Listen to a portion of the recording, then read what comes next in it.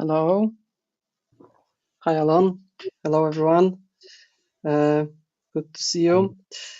Uh, I'm very pleased to welcome everyone who joined our event today, and above all, our special guest, Alon Lits, CEO of Panda Health, with whom I will have the pleasure of discussing today. My name is Lukasz, and I'm a project manager in Montreal, and today I will be your host. So, hello, Alon, again. Thank you for finding the time to share with us your knowledge and experience in area of improving mental health and well-being. How are you today? Yeah, good. Thanks. Great to be here. Thanks for having me. Good. I would like to start our meeting by recalling the name of the event. So, Revolutionizing Workplace Well-being, deep dive into mental health and AI technology. October is called the month of mental health. Therefore, the goals of our meeting today are to try to increase awareness about the importance of mental health in the workplace and to explore the potential of technology, including AI, in working on improving our own mental health and fostering a positive workplace culture. Uh, just a general information that we planned our meeting in such a way that in the first part of the event we will focus on some pre-planned points. Then the last 15 minutes of the meeting we would like to devote to questions from the audience. So you can leave all your questions in the chat, and Veronica, my colleague from Montreal, will gather them, and we will be answering them in the second part of today's meetings. Topic is very interesting and important, so I hope this next almost hour will be time well spent for you all. Um, So I think a good place to start our discussion will be to get to know what Panda Health is and what problems this product address. And one of the things we can see on Panda side is that Panda Health's mission is to revolutionize employee mental health and well-being. And here I just wanted to ask you, Alan, could you tell us more about what inspired you and the whole Panda team to start this difficult mission? Yeah, so thanks again for the opportunity and appreciate the question. I think we take a step back before I go to answer the question in relation to workplace well-being and productivity. If we just look at the mental health crisis, the WHO estimates that depression is going to be the leading cause of disability by 2030. So we're dealing with something here that everyone is touched by in some shape or form. And the reality is that we have a situation that is worsening, and we have a system that is not equipped to deal with the scale of the crisis. So when we went about starting Panda, we really started it from the perspective that we believe that mental health care is not as accessible as it should be. And we believe there are three main reasons behind that. The first is that, unfortunately, there is a lot of stigma still surrounding mental health care, where unfortunately people are unwilling to admit that they have an issue because of fear of being judged, maybe fear in the context of the workplace, of their manager finding out and then them potentially being at risk, even though that shouldn't be the case from a job perspective. The next factor is cost is a big inhibiting factor, where the cost of treatment and intervention is in a lot of cases prohibitively expensive, largely driven by the fact that we just don't have enough mental health professionals to deal with the crisis. Literally, if we took every person in university today and trained them, we still wouldn't have enough mental health professionals to deal with the size of the problem that we're dealing with. If you look at the US, which is probably the most mature market globally, there are only enough mental health professionals to support 6% of the population. So the system is not built for scale, and it's not built to handle the crisis that we're dealing with. So as a result, the cost of treatment or the cost of one-on-one intervention is very high. And then the final piece is mental health care is a bit of a black box for people. They don't know what it is that they're dealing with. Is it anxiety? Is it depression? Is it maybe you've just had a bad day? And even if you are able to put a name to that issue that you're dealing with, how should you enter the system? What do I mean by that? Do you need to see a psychologist? Are there maybe mindfulness techniques that you'll benefit from? Do you potentially need some form of hospital admission? So people just don't know how to enter the mental health system. So the third challenge that we saw was this lack of triage in the system. And we've already set about this journey to address it.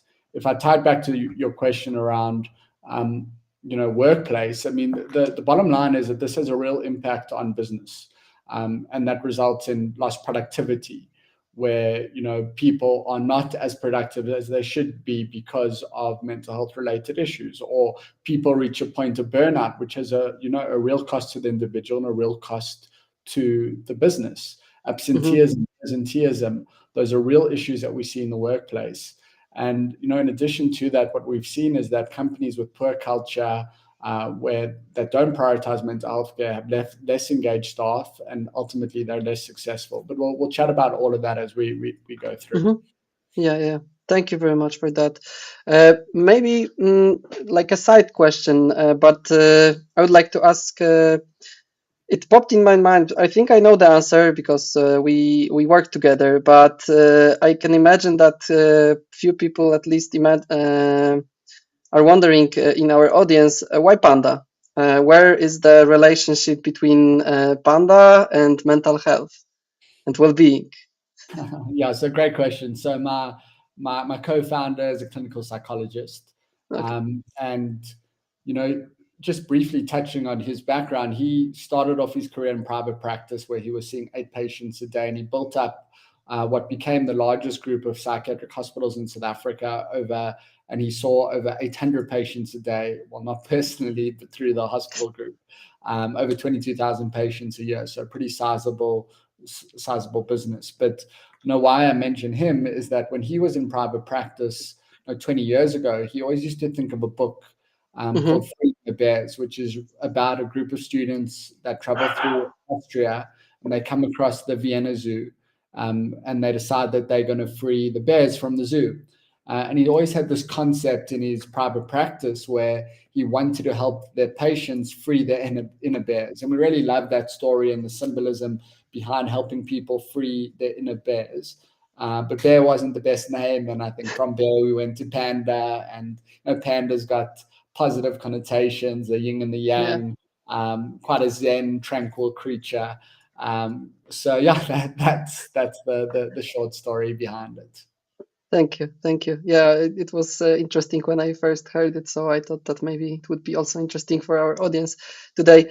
And thank you for also bringing up the profile of Alan. He's also a great person and has a lot of influence on how Panda looks now.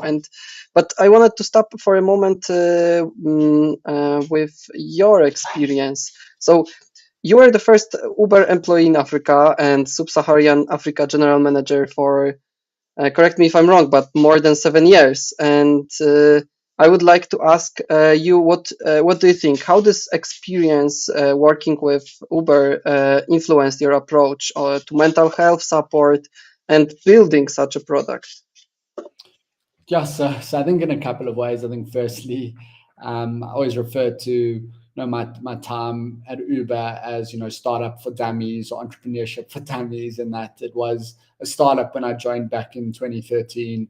There were 200 or so employees globally, so not a tiny startup, but still, it was a startup in South Africa when I joined.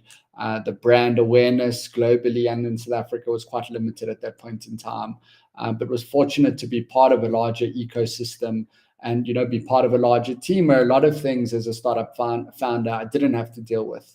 Things like fundraising or central services like legal or payroll were all taken care of. So it was a much softer landing to kind of learn the ropes of entrepreneurship. So I think that would be the first piece. I think that the second piece is that this isn't about Uber, so not to start a debate about Uber, but I think if I look at Uber. I think Uber took a traditional industry, right, which was getting people from point A and point B, Yeah, yeah, and yeah.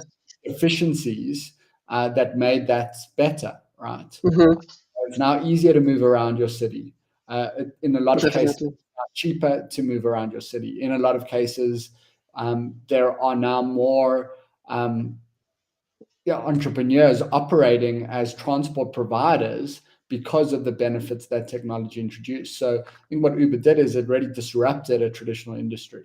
Yeah. So the first piece was to say when I left Uber, I wanted to do something in education or healthcare, having seen the benefits that Uber brought to the transportation industry, wanting to emulate that in some way in healthcare, and knowing that there were a bunch of other healthcare companies doing really impactful things.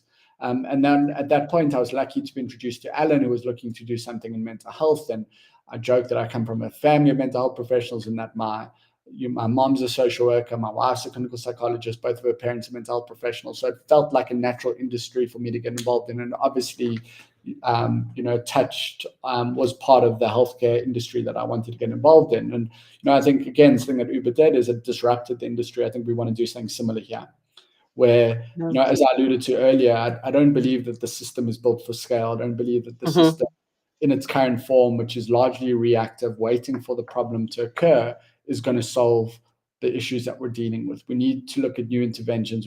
Need to look at new ways of providing people with access to support if we are going to make a dent in this crisis.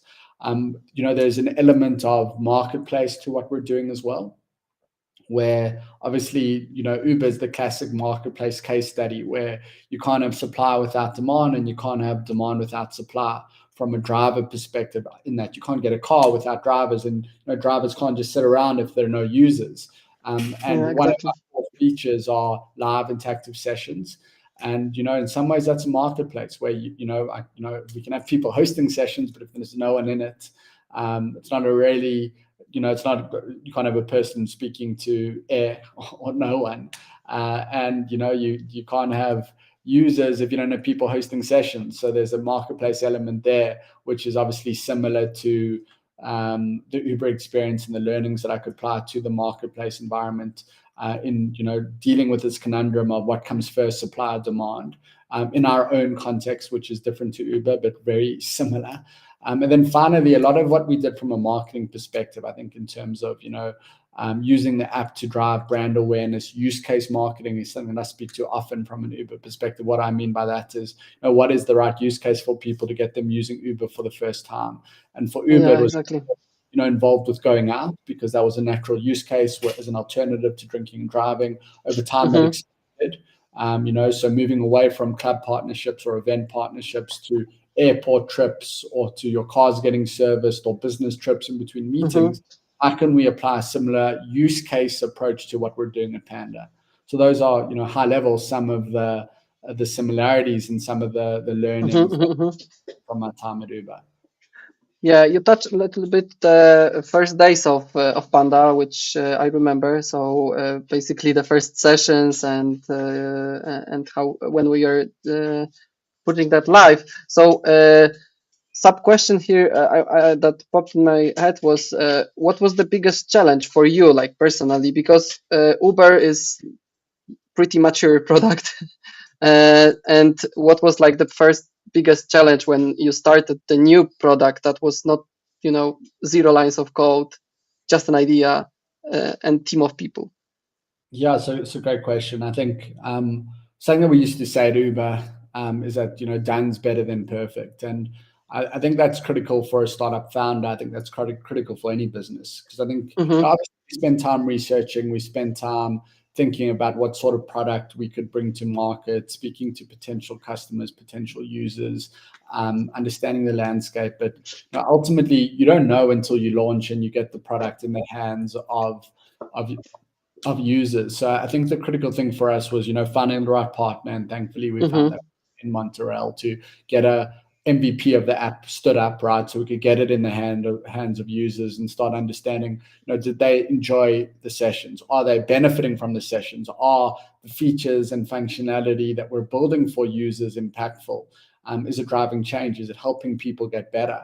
And we could never do that in a theoretical setting. We needed to have an app that we could bring to market, and Yeah. I was the partner to enable us to do that. Cool. Thank you very much. You've mentioned that it was really important to understand the landscape of the market and the topic in general. So let's discuss the mental health landscape for a moment.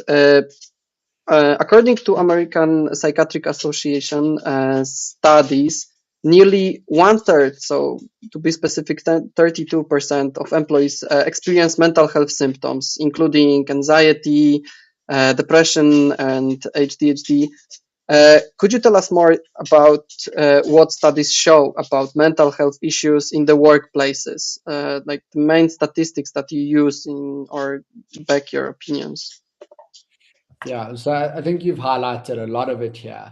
I think, the thing that probably sticks out the most to me is putting a dollar cost to this, right? I think one, there's a Mm-hmm. human cost, and I mean the reality is that probably if you're like 1 in 3 people, right, are going to be dealing with an issue. So if I think there were 3 of us on the call earlier. 1 in 3 of us are going to be dealing with some issue, right? If you think about your Mm-hmm. circle of friends, if you think about your family, you'll it's not yourself, then it's probably someone very close to you that's dealing with an issue. So I think firstly is the human reality that this is not something which is intangible. This is not something that other people are dealing with. This is something that we're all touched by in some way.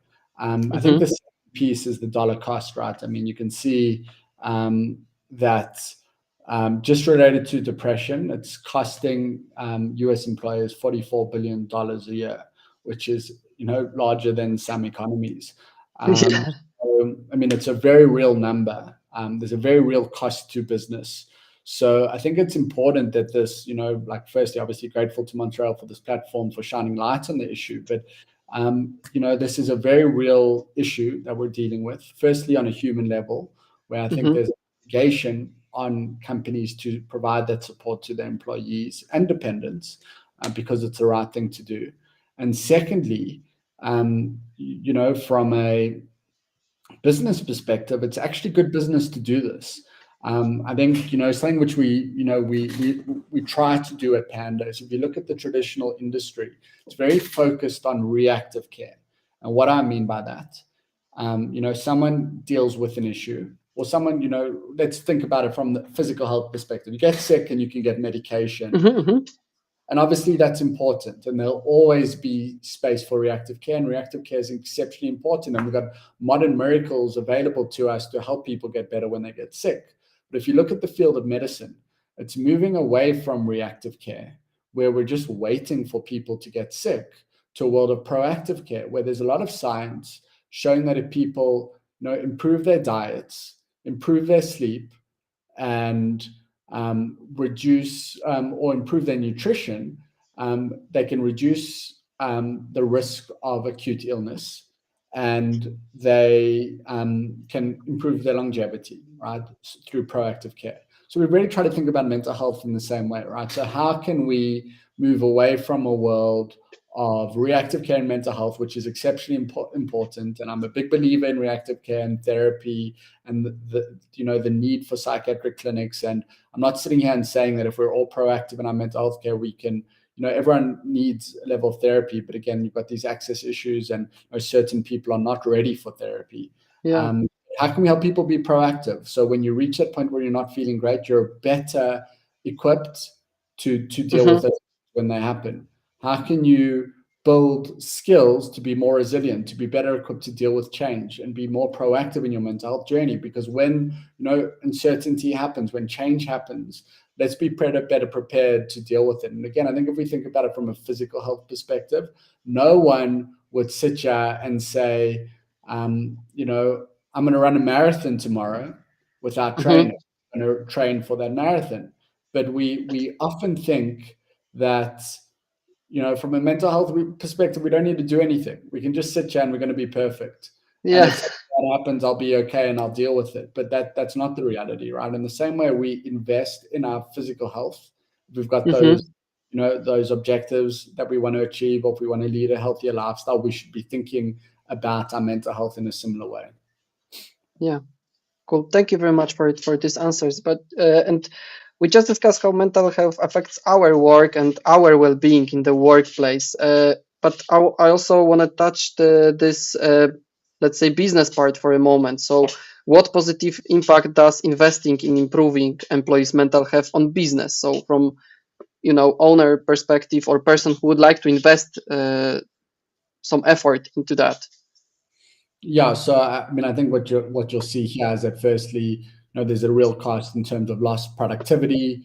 A lot of exit interviews, people often cite, um, mental health or the environment that they're in or the company culture as one of the main reasons why they're choosing to leave the workplace. So there's a real business cost to it. In terms of some of the benefits of investment in mental health, you can see here that there's, your companies are seeing better earnings if they invest in employee engagement, right? Mm-hmm. There are a number of independent studies that estimate between 4 to 5 times return on investment if you're investing in mental health.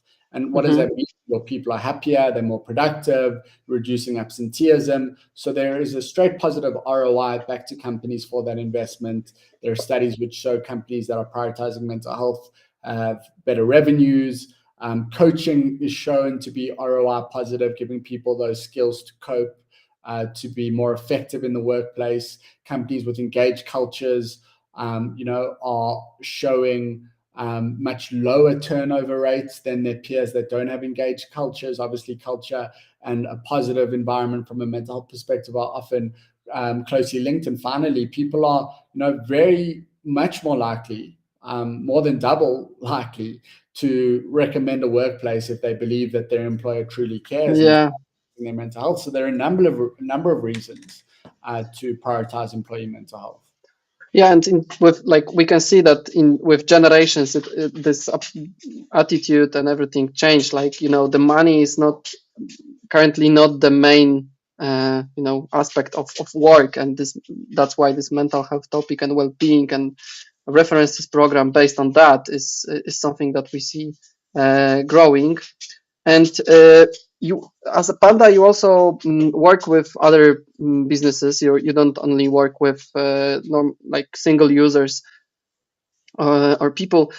So I wanted to ask from talks maybe with other entrepreneurs, what could be the biggest challenge for business when trying to incorporate tools for improving employees' well-being and mental health?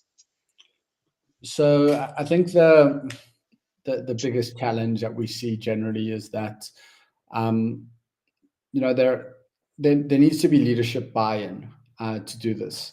I think if there is a leadership buy-in and people are just doing something to tick a box, Mm-hmm.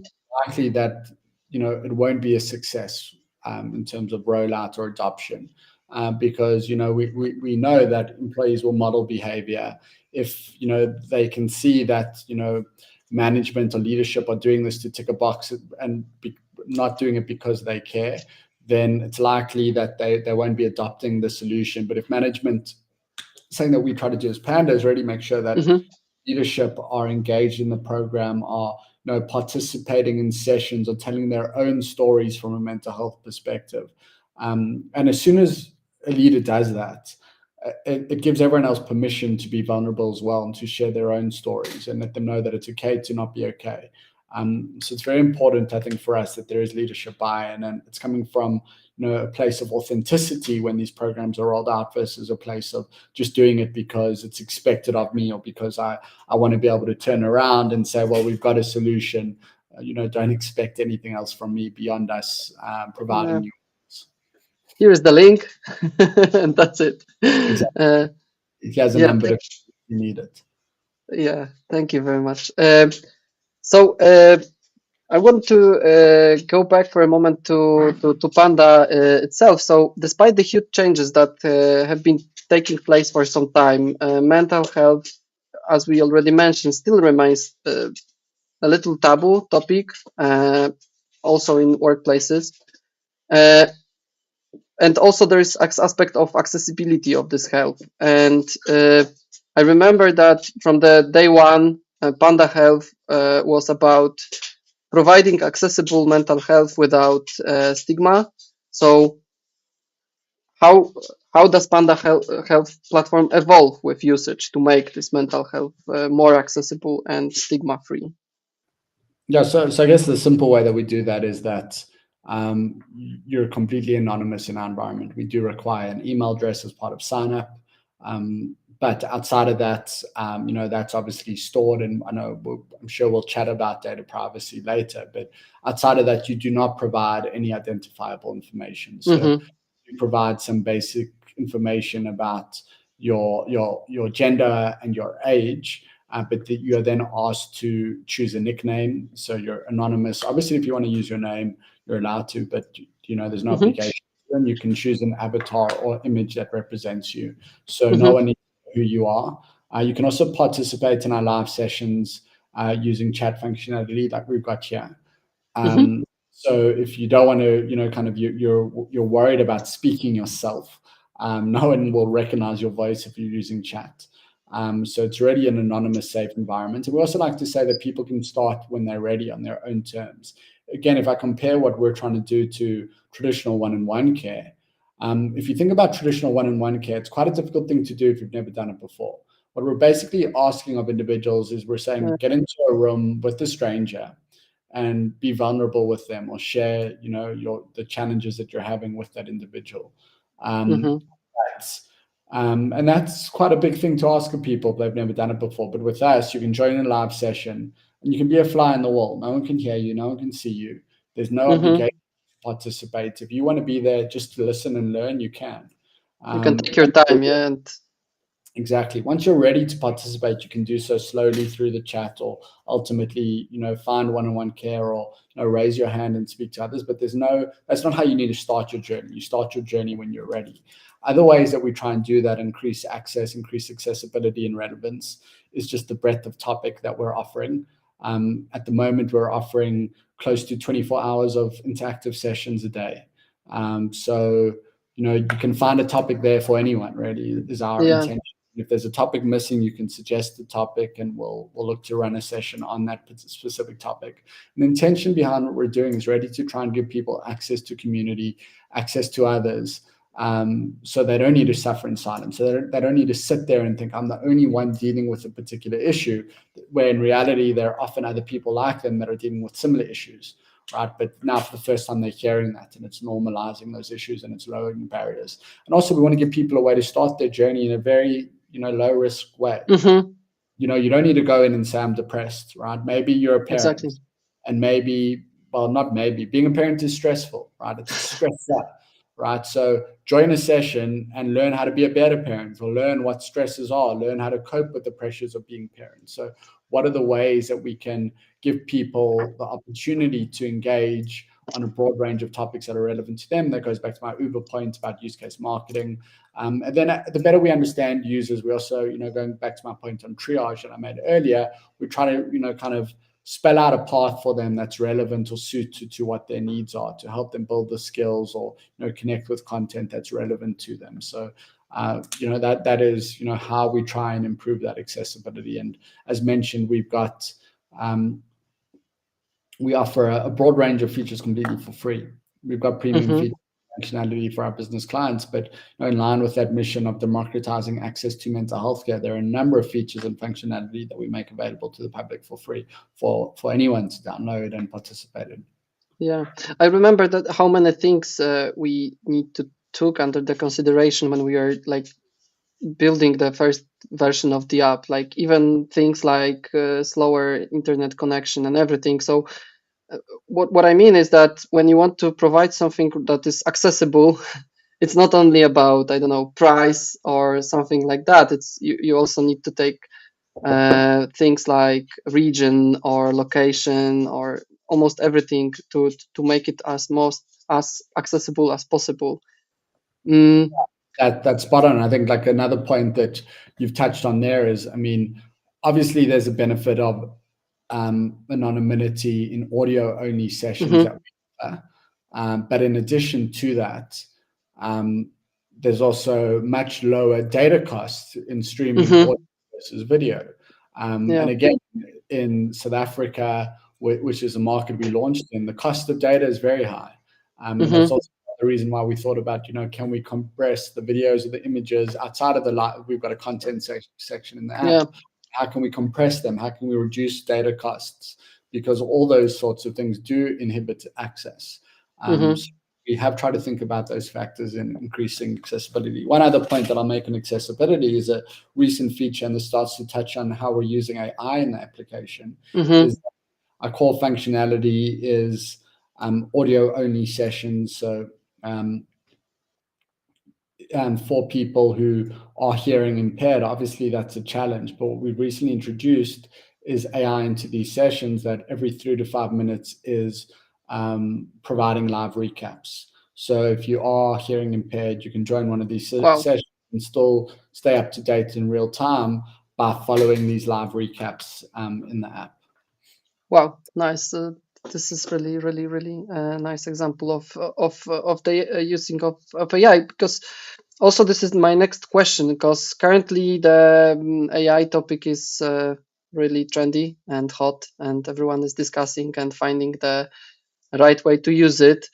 And almost every day we find a way how to use it to solve different problems. So except this per listening, can you provide other examples how Panda Health uses AI to offer personalized insight and recommendations for mental well-being? Yeah, it's a great question. I think, I'm going to answer it in a couple of ways just to touch on the different ways we're using AI. The first, I've touched on the live recaps. We've also got AI in these sessions. And if you're in one of these sessions, you can obviously ask a question to the host. You can ask a question to the other participants, but you can also ask the AI a question and it will respond in real time. We've actually also got the AI hosting its own sessions. Those are non-interactive at this point. So you can't speak to the AI, but you can type in those sessions and the AI will respond. We call our AI at this point Luna. So Luna will respond. We offer AI coaching. So we've got coaching courses as well, which are already, about skills development for individuals, where you go in and, maybe you've recently had a development discussion or you've reflected on skills that you need or skills that you want to strengthen. And you can go into our app and complete an AI coaching course. We've designed them in a way that it's not a huge time commitment. It's 5 to 10 minutes a day, and the AI will help you achieve a specific objective on a daily basis. We're using the AI in the background as well for individuals, where, based on how individuals are interacting, assessments that they complete, etc., we're, building a micro profile of the individual. And this links to the point around personalized paths that we're providing them with access to, because the better we understand individuals, the better we can serve them with the right care at the right time, which is ultimately the intention. So we're using the AI in profiling of individuals. If they're someone who might be at risk, we'll reach out to them and try and ensure that they get the right care, that type of thing. We've got a second side to our product, which is very focused on data analytics and helping business leaders in an aggregated, completely anonymized fashion better understand their teams and what issues their teams may be facing. And we're using AI there as well to help HR and business leaders create content and interventions make available to their teams to address workplace issues that we identify through the data. So we're using it in a lot of ways. Okay, and I wanted to ask, having in mind all of this experience with AI in different places in the app, in the product, what are the biggest benefits of using AI for those purposes? What do you think? Yeah, so I'm going to answer this in a longer way. So the first piece is one, we're soon going to be launching an AI companion. So it's not going to be AI therapy. I think AI therapy at the moment has some regulatory considerations that need to be dealt with before we'll launch a product like that. But putting that aside, we're starting with companion support. So just giving people access to companion. We know people are lonely. We know people don't know who to turn to when they're not feeling great. So just to make it more accessible. and all these interventions that, I think in a perfect world, everyone would have access to a therapist, but for those reasons that I outlined before, that's just not the reality. So I think that, the quality of care that we can deliver through artificial intelligence is firstly very strong and effective. The second point is that we just got an accessibility issue. So for a lot of people, the reality is that, the answer is, well, do you want access to some form of AI powered care, or do you want access to nothing? Mm-hmm. I'd rather give people access to AI, especially, kind of using a lot of these products myself. I've seen the benefits and the quality of the product and the quality of care that it can deliver. So Mm-hmm. I think, without leveraging new technologies like this, we're just not able to do it. So I think, AI helps us overcome some of these challenges around accessibility, around a lack of mental health professionals, around the discomfort of speaking to individuals. Like in some ways, I think you kind of got two groups of people. Some people who are, maybe hesitant to speak to AI about their mental health, but another group that are more comfortable actually speaking to a machine about their, Mm-hmm. their mental health than they would be a human. So I think it does appeal to a different audience as well. And hopefully there's increased comfort in this as the technology becomes more widely accepted. Yeah. So do you think this scenario that soon AI will take over the specialist role is possible in mental health industry? So what I think is that one, I definitely think there'll always be a place for mental health professionals. I think, what I think AI will allow is for better diagnosis, right? Mm-hmm. So think about going into a session with a therapist, and it's the first time you've spoken to a therapist. Imagine you could bring your Panda profile, your AI profile with you into Mm-hmm. that session. So, And all you of know, the data, yeah. before all the data, in-depth understanding and summary of everything that you've dealt with, and maybe not a diagnosis, but possible diagnoses. And, you all of a sudden gone into a session with the therapist and they can, review all that information beforehand. They'll be able to provide you with much better care because they can, Mm-hmm. dig into the biggest issues versus, cut through all the fluff. And cut through the fluff to get to kind of, ways that they can help you. I think the other way is really, back to triage, in that, there may be very qualified individuals who are dealing with issues that are more, are easy to solve and can be handled by AI, right? The equivalent of, you're Yeah. not going to go to to a specialist doctor if you've got a cut on your hand, right? Mm-hmm. But the hospital system has got very clear triage that if you arrive with this like a pain in your shoulder, you'll probably be seen by a nurse. If it's severe enough, maybe you'll go Mm-hmm. to X-ray. Depending on those results, you'll go back to the nurse or to a doctor or an orthopedic surgeon. What does that look like for mental health care? And I think in a similar way, AI can help with that triage. So let the AI triage the situation, understand the severity of the issue. What is it that we're dealing with? And then, that expert can deal with it, right? And we can make sure that individuals get to the right level of expert. If it is, the equivalent of something which can be dealt with by an entry-level professional, let's do that, right? If it's something Mm-hmm. that's more of an intense intervention, let's get that person to a specialist to deal with that issue. So I think it helps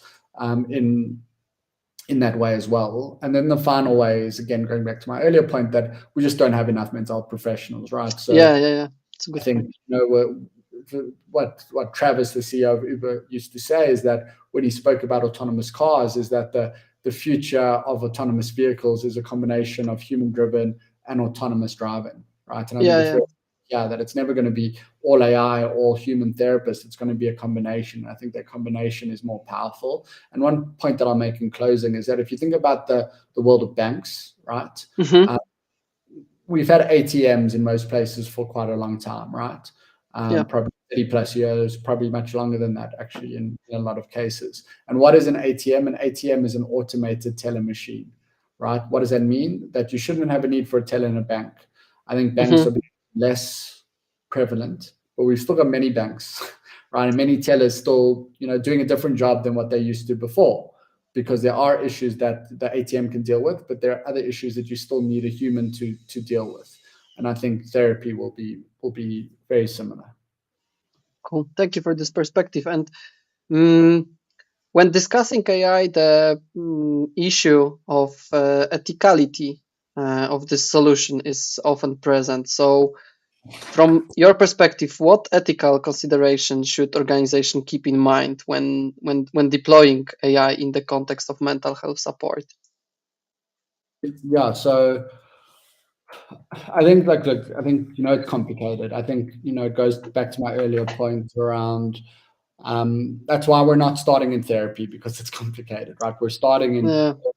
in a world where it's more focused on psychoeducation, it's more focused on support, it's more focused on learning through the Mm-hmm. coaching we offer, so we can learn, right, and understand before we go into the world of therapy.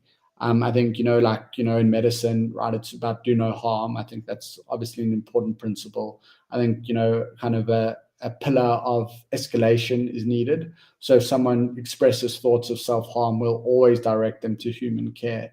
The AI Mm-hmm. will say, listen, I'm sorry you're feeling this way, but click on the top right corner of our app and contact emergency services and get some form of crisis counseling. So I think Mm-hmm. everything that we're doing is already centered around the principle of, well, one, we're starting on support, not therapy. Number Mm-hmm. two is focused on do no harm. And number three is, triage and escalation. If there is an issue that is outside of the scope of what we believe the AI is able to help with, then it's really important that it can escalate the issue in a way that's safe and instantaneous. Mm-hmm. Cool.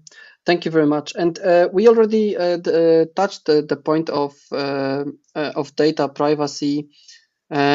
And in general, it's a very important and an interesting topic of data security and data privacy. So I just want to get your insight on how Panda does ensure the security of privacy of user data. Yeah, so I guess to start off with a more technical response, we've gone through a SOC 2 audit and we're compliant. We've gone through a HIPAA audit and we're compliant. Mm-hmm. Lucky that our CTO comes from a security background and has implemented a lot to ensure that we can be compliant. And we run things like penetration tests every 6 months as well to ensure Mm-hmm. our system remains as secure as possible. Data is encrypted. We've got to ensure that we've got appropriate procedures in place to ensure that no one shouldn't, have access, doesn't have access, right? So things, that people, are Yeah. only obtaining, personally identifiable information when there's a real business need to do that. But other than that, and then going back to my earlier point, we actually collect very little information about an individual, right? We just get Mm-hmm. your address. So that is identifiable, but outside of that, we're not collecting your name, we're not collecting your ID number or anything Mm-hmm. like that. So there's actually very little information that we have. That being said, we have all those checks and balances in place. And I think we're not only saying that we're sitting here and we're holding ourselves accountable, we're relying on these independent checks and verifications to ensure we remain compliant and institute, best practice in everything that we do around data and security. Okay. Thank you very much for that. So I just wanted to also ask, what was like the biggest milestone that Panda achieved recently, and my closing question that is related to that one: how do you envision technology shaping the future of mental health care? So where Panda is facing. Yeah, so I guess we recently celebrated our second birthday post the launch of our app, and we'll be releasing some stats soon. But I think we've now run enough sessions that if you were to start listening to audio nonstop, Mm-hmm. you'd be listening to audio for 4 hours, right? For 4 years. Sorry. So I mean, we're really, I think we're creating huge amount of content, giving a huge number of people access to support that they would never have. I think the next piece is that. So the first piece is, we're touching a lot of people, a lot of users, a lot. The next piece is around impact. We're in the midst of, an independent academic study, but we've had an independent data scientist look at our data, and they've determined for users who are engaging in our functionality at least twice a week, so not a huge amount, but twice a week, they're improving their Mm-hmm. mental outcomes 15% month on month on average. So it's having a positive impact on individuals. So the next piece, so the first is, the number of people that we're helping. The second is the impact that we're making. And the third piece is, on our second birthday last week, we celebrated by launching in a new market. We launched in the US. Yeah, small one. Just another market. It's obviously a big opportunity. Launching is the easy part. Making it a success is the much harder part. So it's really the beginning of that journey, but really excited to have achieved that milestone. So do you plan to go worldwide, or you're limiting to some specific regions? So at the moment, it's going to be, core focus on the US and South Africa. We already have some some users on the rest of the African continent, just given that we've got some clients that have got offices in multiple locations across the continent. So we already do support multiple countries here. But I think in terms of like a sales focus initially, we're a small team. And I think another requirement, and again, another Uber lesson, is that the need for focus when you're, resource constrained. We can try to be everything to everyone or do everything everywhere, but we won't be successful at that. So focus is key. So at the moment, we're focused on, geographic expansion from a B2B perspective in South Africa and the US. Understand. Okay, I see that we are already 45 minutes live. So I think we covered most of the topics that we prepared before. So right now, I would like our audience to ask questions. I strongly encourage you to do it. If there will be that many questions that we won't be able to provide all of the answers now, we will try to post answers in a form of publication on our social media. So let me just check if there are any questions already. Yeah, so there's a question there from Alex around the business version. So, exactly. And do we de-anonymize people there? I think, Alex, the short answer is that we don't. We do not surface any data for businesses if there's a cohort less than 10 people. So say, we've got data for 10 females in an organization, you wouldn't be able to drill into that data and obtain anything other than the fact that there are 10 females that have, that are signed up and using the app. If say we've got 20, then you'll be able to click through and see what issues they're facing. But we never de-anonymize by allowing people to dig into the data to a level which, inadvertently de-anonymizes someone, because you quickly work out, well, it's my finance team, it's a female between this age group, it can be one of 3 people. Oh, I know it's that person. We wouldn't do that. We would make sure that we do not surface information that de-anonymizes, and we only showcase aggregated information to the employer. Hopefully that answers the question. If it doesn't, please, follow up, and I'm happy to go into more detail. Yeah, I'm just checking if there are any other questions from audience. There's none. I hope it's because we covered everything, Alon. Oh, there is one. Veronica, do you have any success stories which can encourage businesses to invest in mental health initiatives? Yeah, so I mean, I think that there definitely are some. I think, to this point around, better mental health outcomes.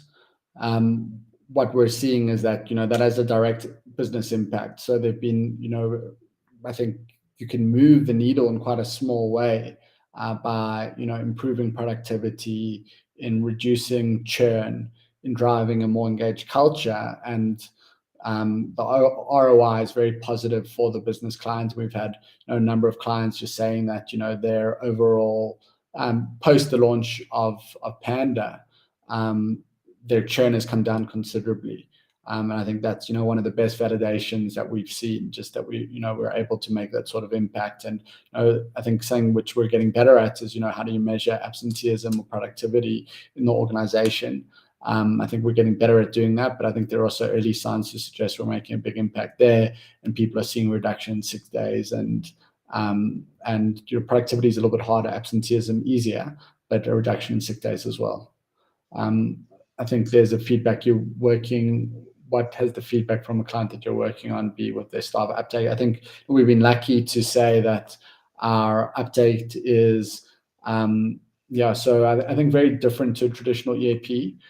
We see much higher uptake. I think traditional EAPs have very low utilization. It's generally between 5 to 10%. And I think part of the reason for that is design, where again, it's reactive. And I've listed reasons why I don't believe reactive care is scalable, why not everyone's ready for it too. Even if you are ready for it, you may not be ready to take that plunge. I think similar to Alex's question, there's often concerns around anonymity in these EAP environments. I don't think those are validated, but there are often concerns around it. But our product has achieved over or close to a 50% adoption rate across the businesses that we're working with. And we work very hard with our business clients to drive that adoption. I think another thing just to highlight is that traditional EAPs have got a disincentive to drive adoption because their costs are largely proportional to the more that people use the product, because the more that people use the product, the more one-on-one care costs them. Whereas for us, our costs are largely fixed. So, the more people use our product, the better for us, right? Because we want our clients to get more value, and the better those data insights become for our business clients as well. So we're very aligned with our business clients to drive adoption as high as possible to ensure they get as much value as possible. I think there's a question around the product development roadmap. I think, a big focus for us, and we're already starting to do this, is on personalization. So, how can we personalize paths for individuals and provide them with, quests or interventions that they can follow for a period of time to, feel better after, in quite a manageable bite-sized way over a fixed period of time. So a big focus on personalization. And then the Panda Companion, that AI support companion, will probably be two that come to mind, and enhancing the suite of offering that we have for business clients as well, when it comes to the data insights that we provide and the interventions that people can gain access to. Thank you. Let me check. Now there is a question to Alexandra.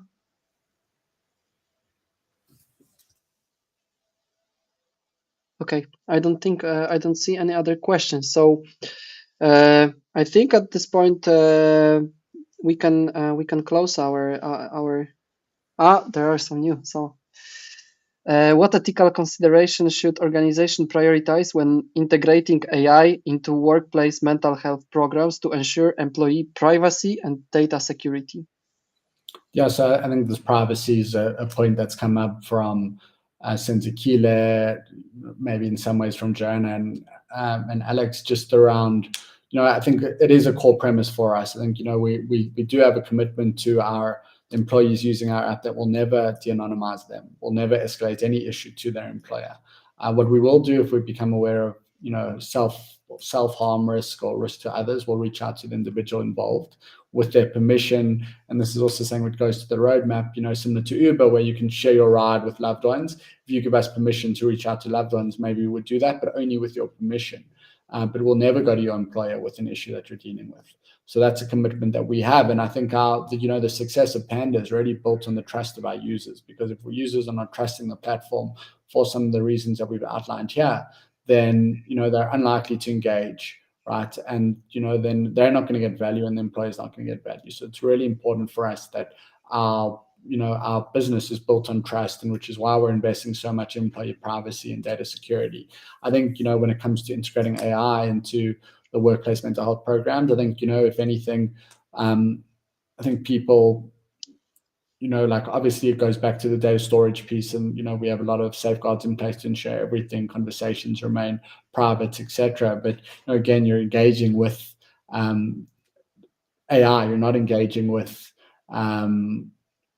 a human, so people may feel more comfortable actually dealing with it. And I think we touch on some of those ethical considerations, and just to summarize them, it's around, triage, so getting people to the right care if the AI is not equipped to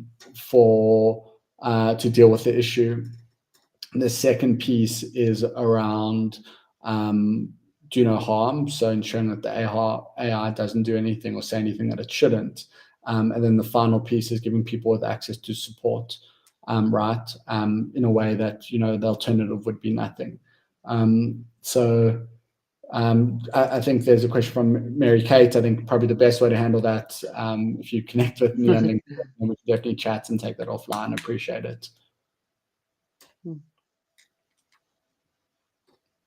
Okay, let's give a couple of seconds. Maybe something new will pop up. By the way, I highly encourage you to download the Panda app, check it on your site. It's available in Europe, finally. When we were starting, it was only available in South Africa. And also follow Panda on social media. They are posting a lot of content there. So quite a lot of useful informations can be found there. And of course, participate in live sessions. It's free and anonymous, so you can check it. Okay, I think that's all with questions. So thank you very much for your presence and all of your questions. I hope you had as much fun as I did during this hour. And that together with Alon, we are able to show you how our mental health affects our work, how it's related to our workplace well-being. And I hope that we also managed to show how technology and AI can support businesses in creating better workplaces and have positive impact on employees' well-being. I would also like to take this opportunity to encourage you to initiate activities to improve mental health in your companies. Again, and encourage you to visit the Panda Health website, where you can see for yourself what Alon told us about today. Alon, thank you very much once again for finding time for us. Thank you for sharing your experience, knowledge. It's a great product, really meaningful. So thank you very much for that. And finally, I would just like to invite our audience for our next event, which takes place on 26th of October. This time on the topic of live shopping and other methods of boosting sales and customer loyalty. Guests will include companies such as Celsius, Spree, increasingly. And again, thank you all for attending today's event. It was a great pleasure hosting it for you. Have a good day and see you next time. Thanks so much. Thank you.